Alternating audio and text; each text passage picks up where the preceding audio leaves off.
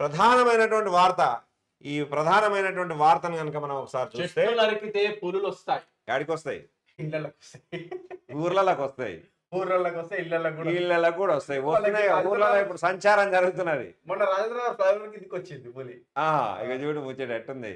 చెట్లు నరికితే కోతులు వస్తాయి, పులులు వస్తాయి, అడవులలో ఏవేవైతే జంతువులు ఉంటాయో అవి మేము కూడా మీ దోస్తానం, ఎందుకు మీరు మమ్మల్ని దూరం పెట్టి అప్పుడప్పుడు ఒక్కొక్క మనిషిని తింటాం, మీరు ఏమనుకోవద్దు అని పులి అంటది. కోతి ఏమంటది, అప్పుడప్పుడు మీ ఇంట్లో ఉన్నటువంటి ఆ మర్మరాలు అవి ఇవి ఆ పండ్లు ఏమైనా తెచ్చుకుంటే తింటాం, కానీ అంతకంటే ఎక్కువ తింటాం అని అవి వస్తున్నాయి. సరే, అంతకంటే ఎక్కువ ఇబ్బంది కూడా అవి చేస్తున్నాయి. మరి ఆ వార్త ఏందో ఒకసారి చూద్దాము.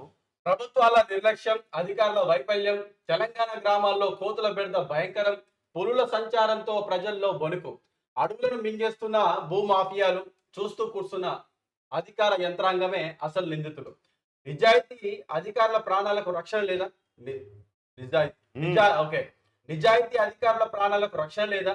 జూలూరుపాడు FRO శ్రీనివాసరావు హత్య ఘటనపై మళ్లీ చర్చ. గ్రీన్ ట్రిబ్యునల్ ముందు అధికారులే సమాధానం చెప్పాలి, ఇది హెచ్చరిక.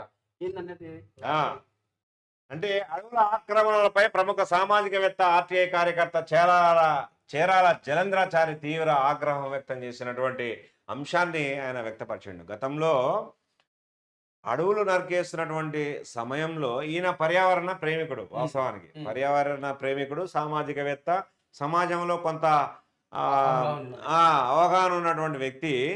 కొంతమంది నిజాయితీ గల అధికారులనేమో చంపేస్తారు. వాడు ఎవరికైతే ఒత్తాసు పలికి ఆమ్యామ్యాలను జేవులు తట్టుకునే అధికారులకైతేనేమో నువ్వు ఎన్ని చెట్లు నరుకుంటే అన్ని నరుకోరని ఆయన ఆంచి తీసుకుపో అని చెప్పే అధికారులకు మాత్రం ఇక్కడ వాళ్ళ బాటకు మంచి తార్ రోడ్ వేసి వేస్తురట. ఒక స్ట్రిక్ట్లీ ఆఫీసర్లు వస్తే మాత్రం వాళ్ళని చంపేస్తున్నారట. అదే అంటే ఈయన ఆగ్రహం వ్యక్తం చేసిండు. ఈయన చేరాల జలంధ్రాచారి. అసలు నీకు వార్త చూడు. అడవులను నాశనం చేసి వన్యప్రాణాల ఆవాసాలను కబ్జా చేసి ఇప్పుడు గ్రామాల్లో పులులు వస్తే భయపడుతున్నట్లు నటించడం ప్రభుత్వాల ద్వంద్వ వైఖరికి నిదర్శనం అంటూ ప్రముఖ సామాజికవేత్త RTI కార్యకర్త జలంధ్రాచారి తీవ్ర స్థాయిలో మండిపడ్డారు. తెలంగాణ రాష్ట్రంలో రోజు రోజుకు పెరుగుతున్న కోతుల బెడద, అడవి జంతువుల సంచారం, పులుల కదలికల వెనక అధికారుల నిర్లక్ష్యం, అటవీ భూముల అన్యాక్రాంతమే అసలు కారణమని ఆయన ఆరోపించారు. ప్రతి గ్రామ పంచాయతీలో పరిస్థితి భయానకంగా మారింది. కోతులు ఇళ్లలోకి జొరబడి ఆహారం లాక్కెళ్తున్నాయి, రైతుల కష్టార్జిత పంటలను నాశనం చేస్తున్నాయి, చిన్నపిల్లలు బయట ఆడుకోవడానికి భయపడుతున్నారు, మహిళలు ఒంటరిగా బయటకు రావడానికి ఆలోచిస్తున్నారు. ఇది సాధారణ పరిస్థితి కాదు, ప్రకృతి తిరుగుబాటు ప్రారంభమైందంటూ ఘాట్ వ్యాఖ్యలు చేశారు. అడవులు నాశనం అవుతుంటే కేవలం ఫైళ్లలో మాత్రమే హరితహారం, పచ్చ తెలంగాణ అంటూ ప్రకటనలు ఇవ్వడం ప్రజలను మోసం చేయడమేనని ఆయన విమర్శించారు. చెట్లు నాటుతున్నామని చెప్పే చేతులే మరోవైపు వేల ఎకరాల అటవీ భూములను రియల్ ఎస్టేట్ దందాలకు వదిలేస్తున్నాయి అంటూ ఆరోపించారు. అటవీ భూముల భూ ఆక్రమణల వెనుక భారీ భూ మాఫియాలు పనిచేస్తున్నాయని, వాటికి రాజకీయ అండ, అధికారుల మౌన సహకారం ఉందని జలంధ్రాచారి సంచలన ఆరోపణలు చేశారు. అడవిని నరికేవాడు ఒక్కరే నేరస్తుడు కాదు, చూస్తూ మౌనం వహించే అధికారి కూడా అదే స్థాయి నేరస్తుడు. అంతే, కరెక్టే. చూస్తూ ఉన్నవాడు కూడా నేరస్తుడే. నరుకుతున్నప్పుడే కాదు, నరుకుతున్నాడే నేరస్తుడు కాదు. దాన్ని చూసి పట్టించుకోకుండా నాకేం పట్టిందిరా అని చెప్పి వాడు నేరస్తుడే అంటే దాన్ని సమర్థించినట్టే అంటూ తీవ్ర వ్యాఖ్యలు చేశారు. కొంతమంది నిజాయితీ అధికారులు విధులు నిర్వర్తించేందుకు ప్రయత్నిస్తే వారిపైన కూడా దాడులు జరుగుతున్నాయని ఆయన ఆవేదన వ్యక్తం చేశారు. అది వద్దురాపై నరకొద్దు అది ఇది అని అంటే కూడా వాళ్ళ మీద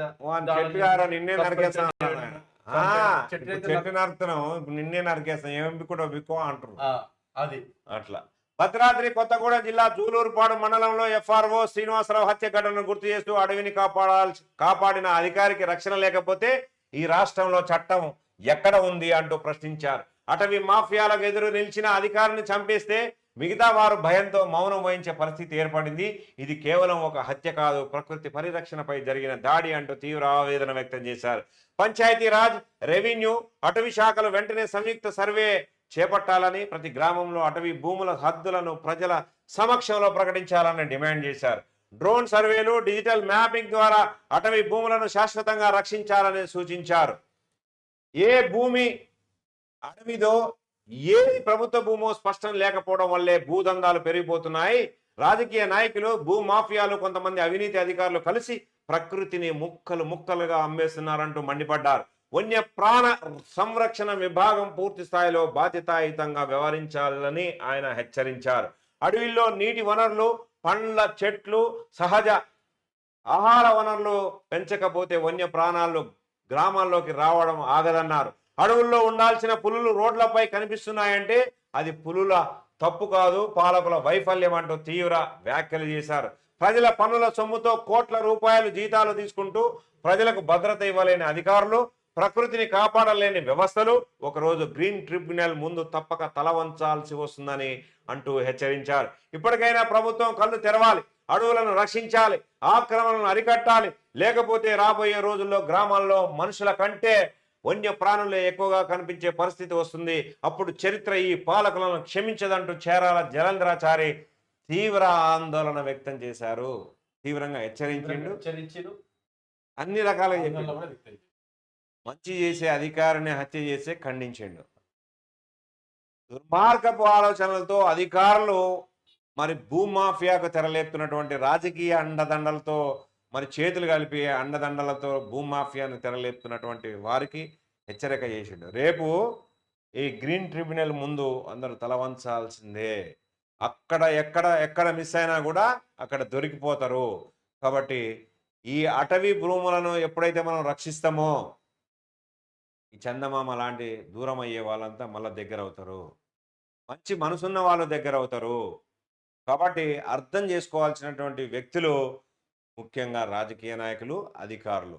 వీళ్ళ సమ్మేళనం అంటే ప్రజలకు అందించాల్సినటువంటి సేవలను అక్రమార్గంలో అక్రమార్జనకు అలవాటు పడి అడ్డగోలు వ్యాపారం చేస్తే మాత్రం రేపు శిక్ష తప్పదు.